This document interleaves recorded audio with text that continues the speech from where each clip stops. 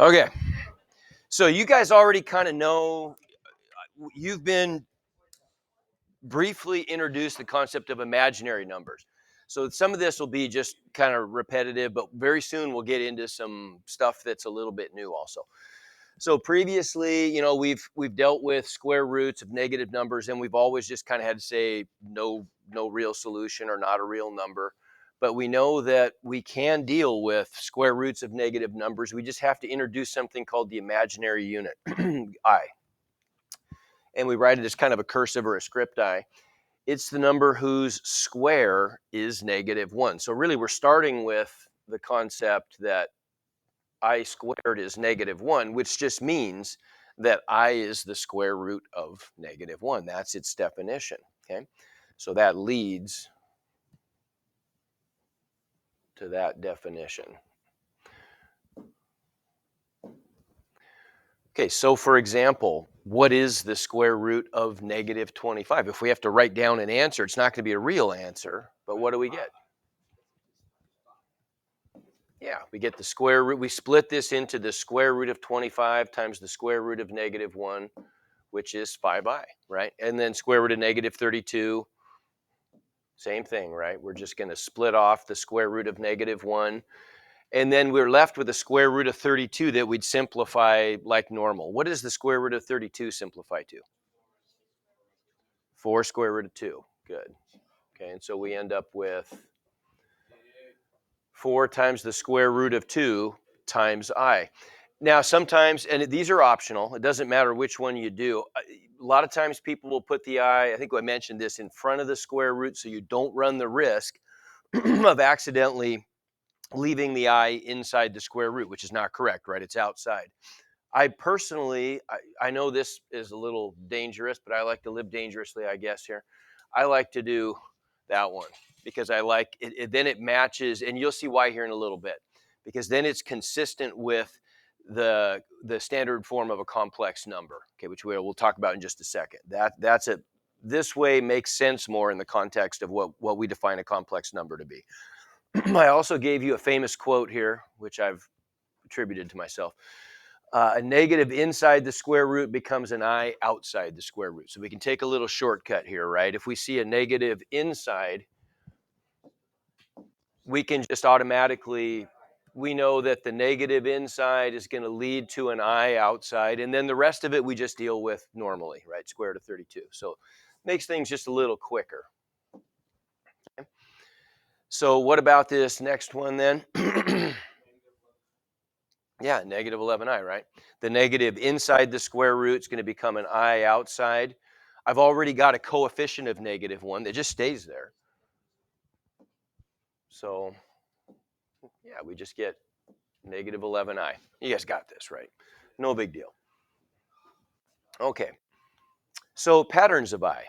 We can see that when we take powers of I, we're going to start to see this repetitive nature. We define I as the square root of -1.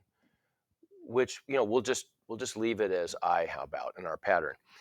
So I squared, we already know I squared is equal to -1, right? If I square both sides of this, it undoes the square root and I just get I squared on the left and -1 on the right.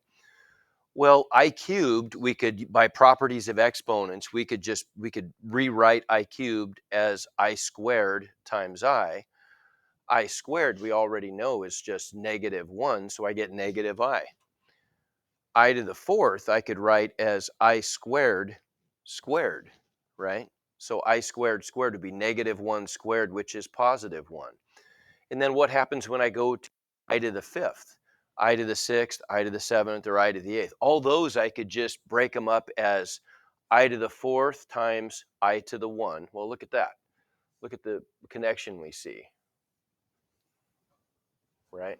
I to the sixth would be I to the fourth times I squared, and so on. I to the fourth is just 1, right? So you see that we're just going to get this repetitive nature where as we go from I to the first through I to the fourth, the pattern just goes I, -1, I, 1. And then it starts over. I, -1, I, 1. It's just going to do that forever, right? We just get that. It repeats in cycles of 4. So can you guys tell me then what is I to the 32nd based on that pattern? It's 1, isn't it? Right? Because do you see like every 4, once the exponent advances by 4, we always get back to 1. So I to the 4th would be 1, I to the 8th would be 1, I to the 12th would be 1. Anything that fits the form I to the 4k, where k is just some integer, right? Or some whole number, I should say, right? Is going to always equal 1, okay? So I to the 32nd is, everybody, 1. What's I to the 88th? What's I to the 40,000th? Okay, now what's I to the 53rd? Okay, so I'm hearing some different things. Let's see if you guys can't agree on an answer. What is I to the 53rd? And I'll leave this up here.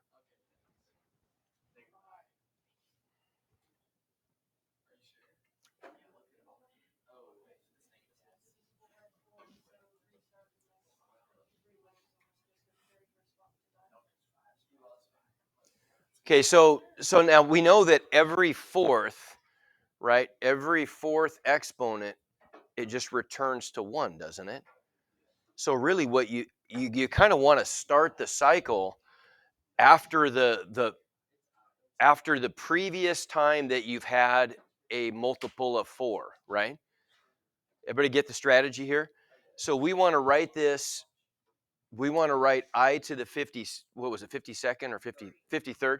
We want to write I to the 53rd as I to the biggest possible multiple of 4 plus whatever's left over. You can think of it as doing a division problem, right? Think of it this way. How many times does, like if we have 53 here, I could just do 53 divided by 4. Well, what is 53 divided by 4? How many times does 4 go evenly into 53?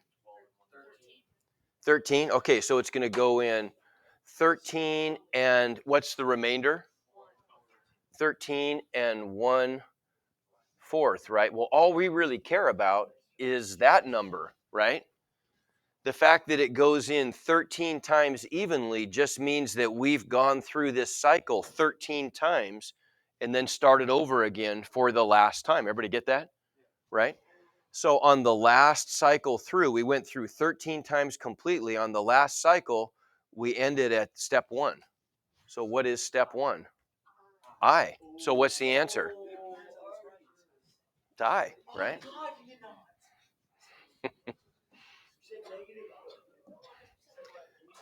Okay, makes sense? Right? I to the 53 is just I to the 52 times I to the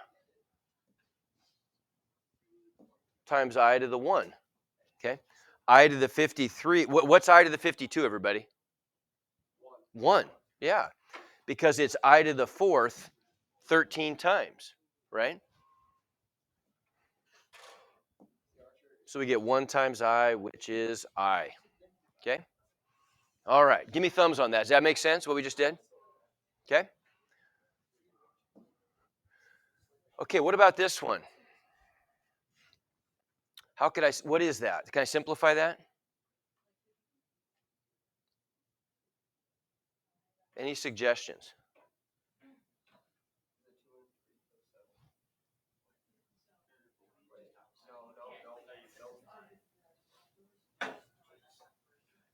Ideas?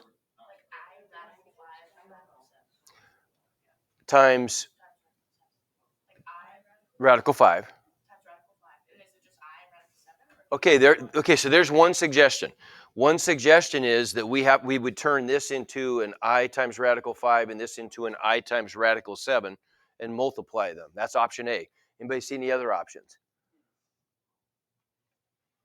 Anybody see a potential shortcut here? Okay, so like,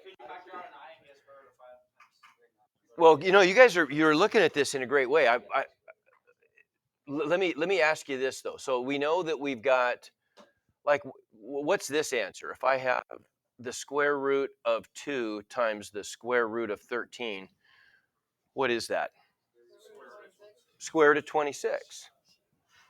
And what are we doing? We're just relying on the property square root of A times square root of B equals square root of A times B, right? Everybody agree? Okay, so in this one, doesn't it seem like we should be able to, on one hand, that we should be able to just multiply -5 times -7 and create one radical that would just be the square root of 35? Okay, does that seem a little bit off though too? I mean, do you see there's kind of a conflict going on here? Because I'm going to get different answers, aren't I? Right? If I do option A or option B, if option B is we're going to take a shortcut here and we're just going to apply this property and multiply both of the radicands together and make a single square root, I get the square root of 35, don't I? Right? Because then we're just saying square root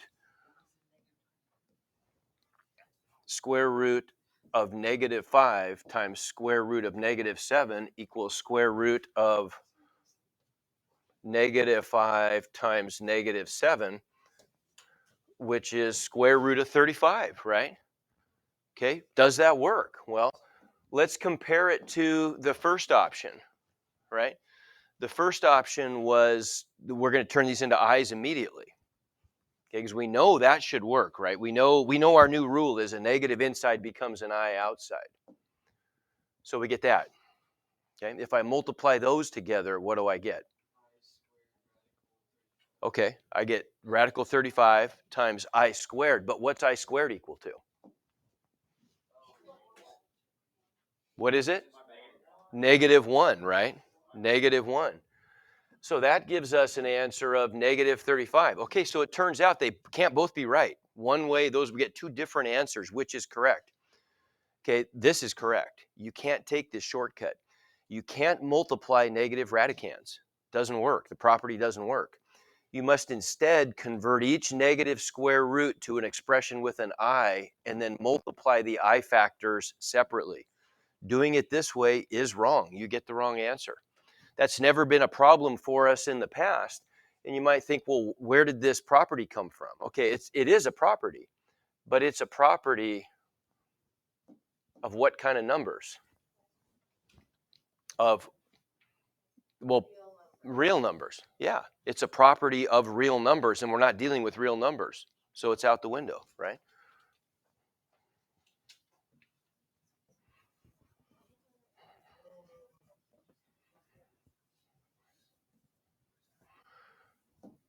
Okay, so we have to do this a little differently. So what are we going to do, like with this example? What would we have to do? Take out the i's. So what's the first one become? 7i times I, right? 7i times I is what going to give us what answer? 7i squared, which is -7. Exactly. Okay. All right. What could we do here?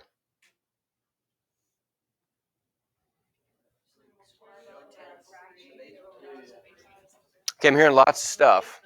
There's a couple options here, but what's our rule? We want to take the I outside of the radical, and then I'm left with a square root that I can deal with. What's this? How can I deal with the square root of 108 over the square root of 3? Say it again. Okay, good. So what I could do, I could use a different property. Now I'm dealing with real numbers, and so I've got the property square root, darn it, square root of A over square root of B, I can rewrite as square root of, I don't want any C's in there, but square root of A over B, right? I can combine those two radicals into a single radical. Usually we go the other way with that.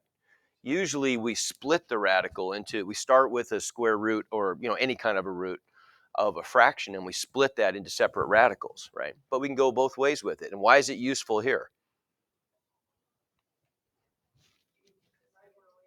Yeah, 108 is divisible by 3, so that's handy, right? How many times does 3 go into 108?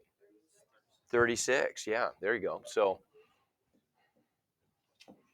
So I get I times the square root of 36, which is just 6i, and we're done. Okay, good. Get the idea? So what's the moral of the story here? You got to pull, when you have negative radicands, you got to pull that I out before you do further arithmetic, right? Okay. Okay, so moving on.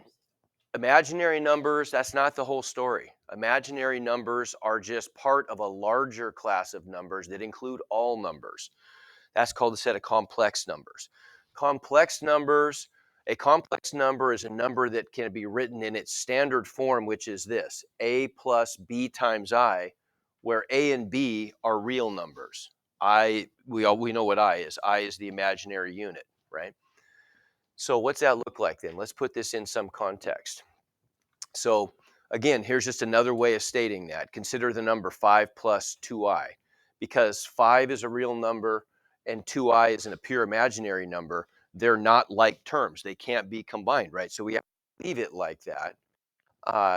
And taken together, it's called a complex number. This is our standard form of a complex number, a plus bi, where we say a is the real part of the complex number and b is the imaginary part. B is the coefficient of I, okay? A good way to represent this using a Venn diagram would be something like this. Now, we've seen stuff like this before, but before we were only looking at this one part of it, the set of all real numbers, which we were able to subdivide quite a bit.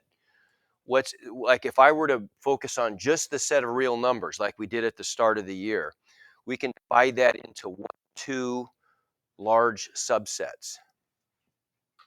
All real numbers fall into which two categories? Rational and irrational. Good. That's it. Right. So we could subdivide all the real numbers into the set of rationals and the set of irrationals. The set of rationals we could further subdivide. Rationals, like what's the biggest subset of the set of rational numbers? What is it? Integers, right? And those would be all the rational numbers are just numbers that can be written as fractions, right? Integers would be all the fractions with when reduced, the denominators are 1, okay? What's the biggest subset of the set of integers? Whole numbers, which would be 0 on up, right? And then finally, the smallest set we talked about was one without 0. What was that one? Natural numbers, right? Sometimes called counting numbers, which is just 1 on up, increasing by 1.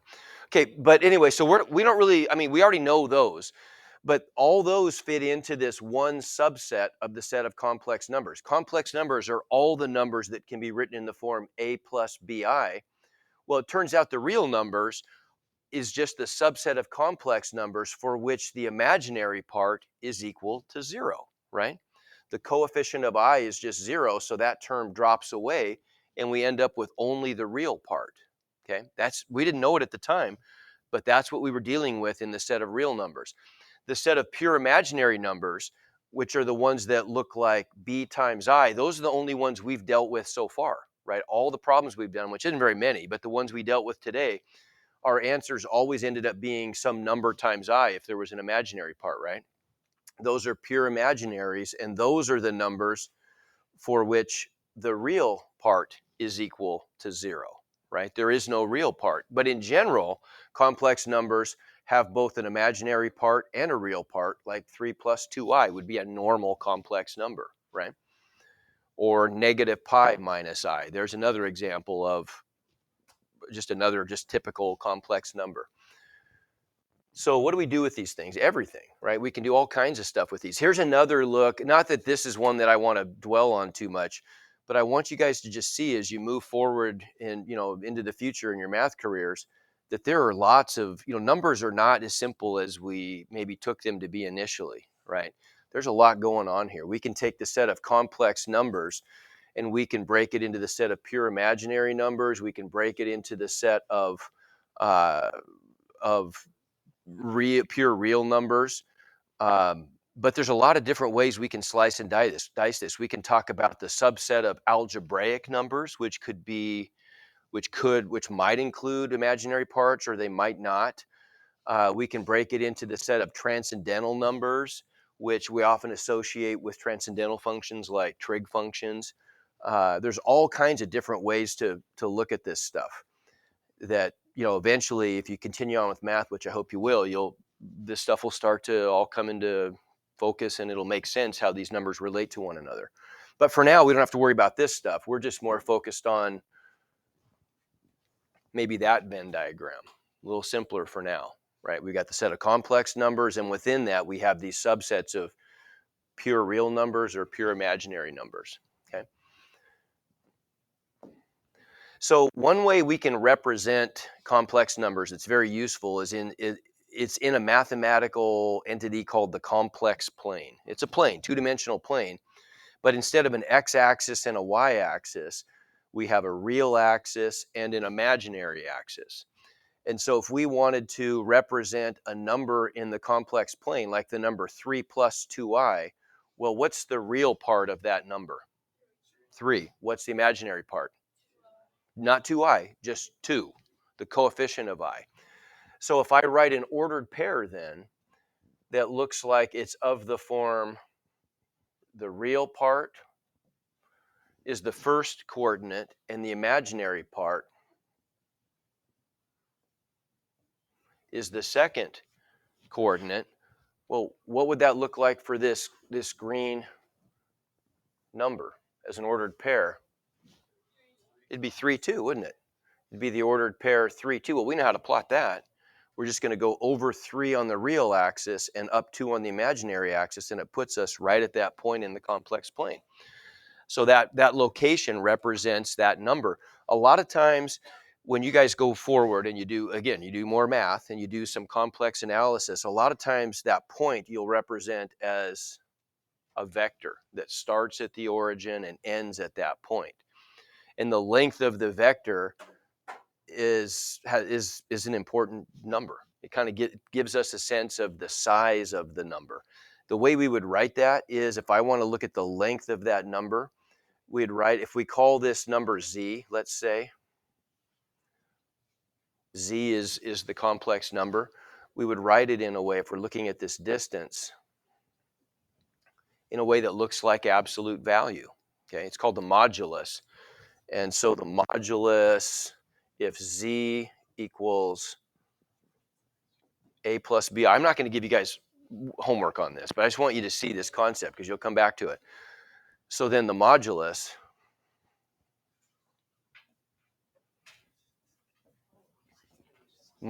of z is just going to be this distance right here.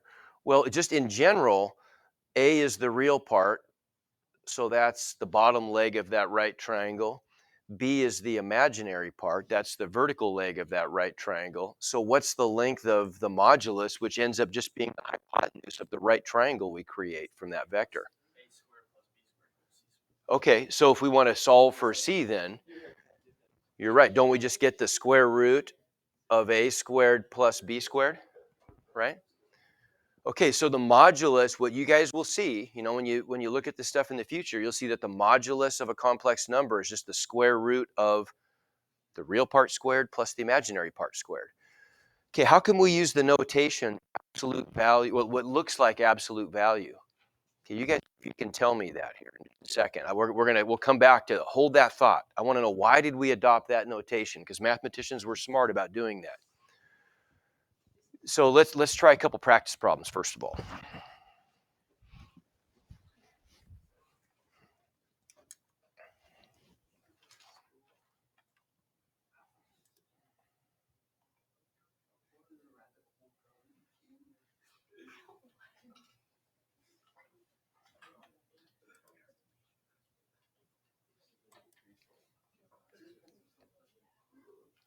Oh man.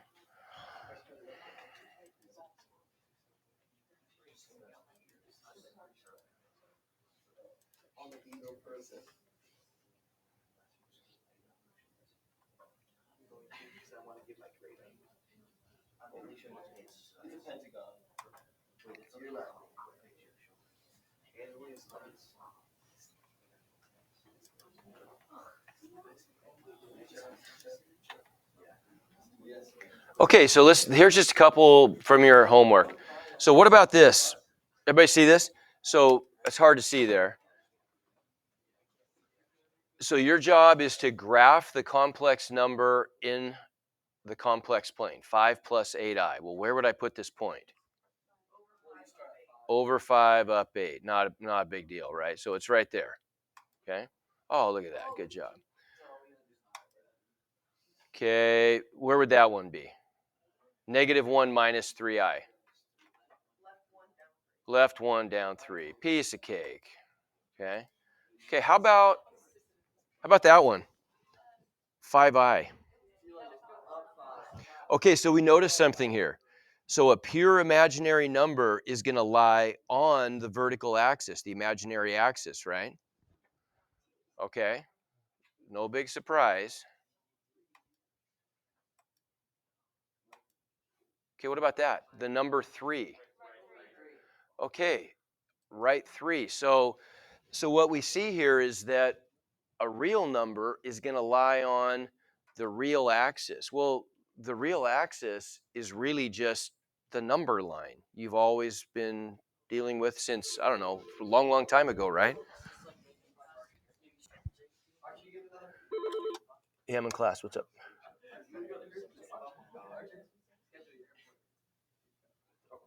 I can't remember. I'll call you back. I got to go. No, I can't. I have to look. Okay. Bye. So the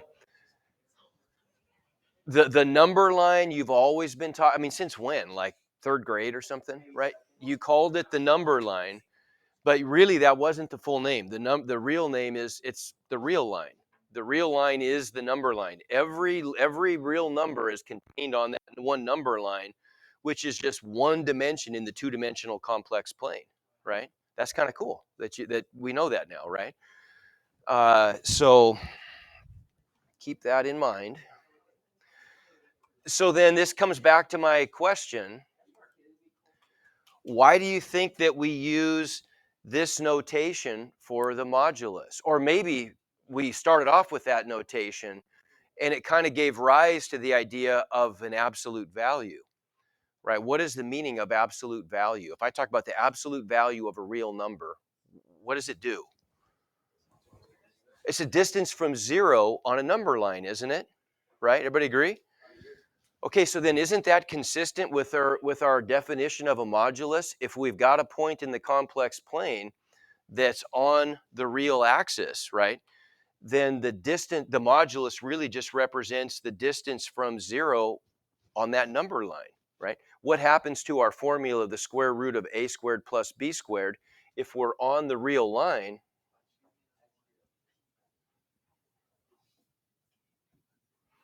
If we're on the real line, then the absolute value, or the modulus of z, I should say, is just equal to the square root of a squared plus 0 squared, right? That's the square root of a squared. Well, isn't that just the absolute value of a by definition? We talked about that, right? Okay. So absolute value is really just it's just a subcase of the concept of a modulus. We didn't know this all along. We never knew this, but when we talk about the absolute value of a real number, what we're really taking is the modulus of a complex number, but we just happen to be trapped on the real line. Okay, give me 1 to 5. Is this all sort of making sense here? Okay, okay, all right, all right. You'll get some practice. Okay, so then down to kind of the nuts and bolts of how do we deal with these complex numbers. Let's look at just arithmetic of complex numbers for a second. Very, very simple, super simple. So adding or subtracting complex numbers could not be easier. You just treat the I like a variable and add like terms. That's simple. So what's this answer? 7 plus 4i, done. Right? We just add up the like terms. And what do we get? 7 plus 4i. If I subtract complex numbers, I would treat it just like I would an x. What would I do with an x? If I'm subtracting terms that involves like binomials, for example. What would you do? I mean, it's if you're explaining this to your younger sibling who's in a lower math class, what would you tell him? Wouldn't you tell him something? How would you subtract these? What would you do with the negative sign? You distribute and then add like terms, right? I hope you tell him something. Okay, so we distribute right? Distribute the negative sign, add up like terms, no big deal. Couldn't be easier. Same is true when you're multiplying complex numbers, but there's one exception here. You treat the I like a variable, but remember that powers of I are going to end up being different than like powers of X, right? Anytime you have a power of I, we have to use our, our kind of our patterns for i's. We know that I squared is -1, I cubed is I to the fourth is 1, etc. So if we're multiplying out a bunch of complex numbers, again, we just treat the i's like x's and distribute and collect like terms. But eventually, we have to convert powers of I back to simpler. We have to write them in terms of I, right? So maybe the i's go away and we get -1. Maybe we get a negative I, whatever, right? But we're going to end up getting answers where those powers of I reduce to just, you know, they reduce to expressions involving i's. That's it. I to the first. Okay. So let's look at an example. What would I do here? Boil it out, right? 4 times, what would I get here? If I do 4 times 3, I get 12. Distribute the 4 to the -2, I get -8i. Distribute the 6i, I get plus 18i. Distribute the 6i to the -2i, I get minus 12i squared. Okay, but what's I squared? -1. So then I just turn that to a -1 and add up like terms and I'm done. Okay, super easy. Adding and subtracting and multiplying complex numbers, piece of cake. Okay, what about dividing? What about dividing? Okay, to divide, we have to introduce a concept here real quick. The conjugate product patterns. Now, we've already dealt with the red stuff, right? This is a property that we had, quite a while ago. This goes back 2 or 3 units to when we had binomial product patterns. We said a plus b times a minus b always gives us a squared minus b squared, difference of squares pattern. And then we turned around and we learned how to factor stuff and went the other direction. We said a difference of squares always factors into the product a plus b times a minus b, right? But this is what we call a conjugate product pattern. These are conjugates of each other. We talked about that. If we have the same 2 binomials, the same values of a and b, but in one binomial they're being added and in the other binomial they're being subtracted, taken together, those are called a conjugate pair. Okay, those are real conjugates. Well, we can do the same thing with complex numbers. These would be considered complex conjugates, a plus bi times a minus bi. Now we can talk about these in terms of the parts of the complex number. Complex conjugates have the same real part, but opposite imaginary parts, okay? Complex conjugates appear all the time. It turns out something we'll learn next unit is that when we're solving equations, and we'll come back to this, but this is really cool. When we're solving equations, and you get answers that are complex, which is the next step for us, right? We're going to be solving polynomial equations and being able to deal with situations where we end up taking square roots of negative numbers now. We know how to handle that, right? We get complex results. It turns out that the math gods willed it so you can never get a singleton complex solution. They always come in pairs. Never do you get a single one. They always come in complex conjugate pairs every time. So this is a concept that doesn't go away. It just is kind of built into the framework of math. You see it a lot, complex conjugates. What happens if you FOIL them out?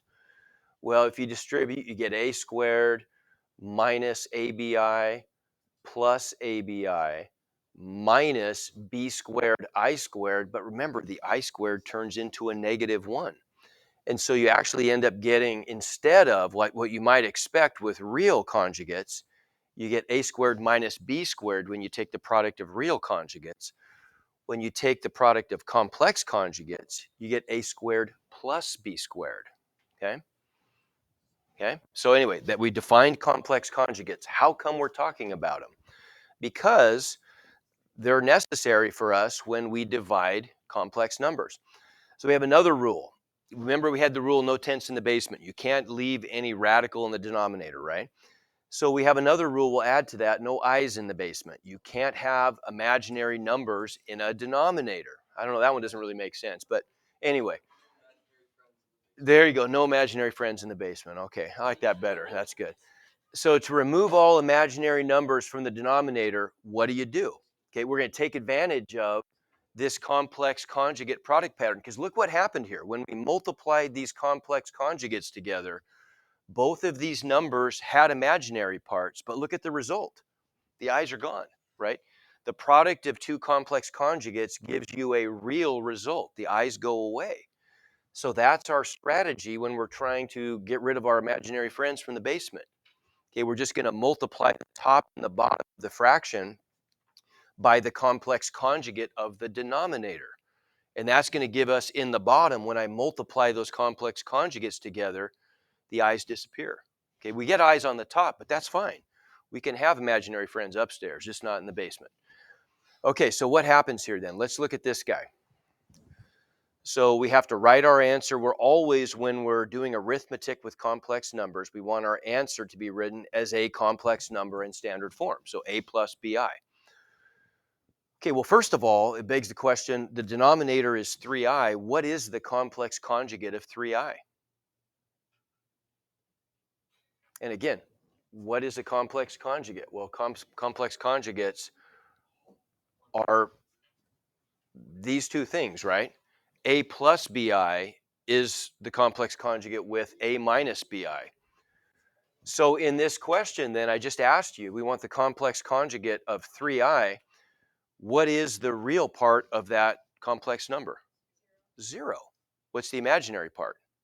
Okay, so really, 3i, if we want to write that as a complete complex number, that's really 0 plus 3i, right?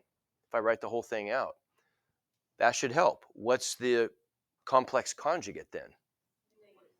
Yeah, 0 minus 3i would be the complex conjugate, which we would just write as negative 3i. We don't really have to write the 0, do we? Okay, so what's the complex conjugate of 3i? It's negative 3i, right? 0 plus 3i and 0 minus 3i are complex conjugates. So that's what I'm going to multiply top and bottom by. What's that give me on the bottom?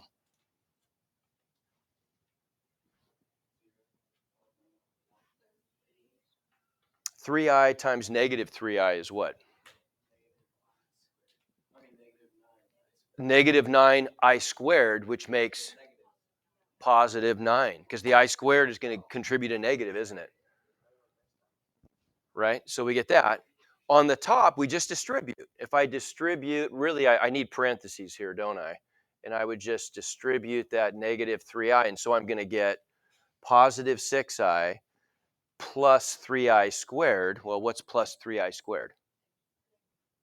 Minus 3. Good, because that's going to become the I squared becomes a negative 1, right? Anytime you see an I squared, what's our shortcut? Just cancel the I squared and change the sign of that term, right? Okay, so we get that. And then our goal is to write this as a complex number in standard form, so I got to flip those around, don't I? I need the real part first. And then I'll just split the fractions so they look like two separate terms, right? Because I want to write them as separate terms. So I get that, and then I just reduce the fractions, and ultimately that's my answer. Negative 1/3 plus 2/3 I. So what's the real part of my final answer? Negative 1/3. What's the imaginary part? Just 2/3. Not the I, just 2. It's the coefficient. Okay, how about this one? What would I multiply top and bottom by? 4 plus 3i. I tell you what, you want to do it on the board? Jump to the boards and try this one.